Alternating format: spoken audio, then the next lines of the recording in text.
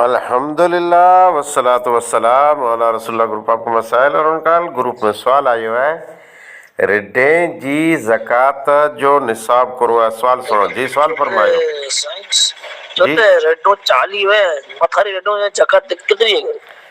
40 रिडे मथे ज़कात केतरी निकरे। बहरहाल बकरी अने रिड इन जो निसाब हिकिड़ो जाए। 40 बकरियों के रिढूं आई तो ज़कात फ़र्ज़, 40 खां कम तंहिं मथे ज़कात न आहे।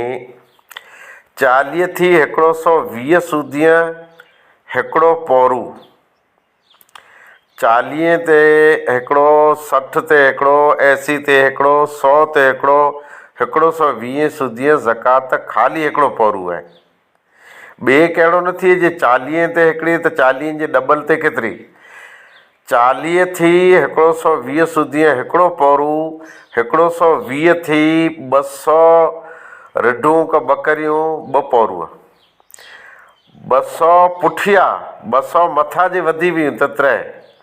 पोइ ई केतिरे सूदी हलंदो? 200 खां बाद हर 100 मथे हिकु हिकिड़ो, यानी 200 जो त 2 पौरू ॾिना, अने जे 300 थिया त 3, 400 थिया त 4।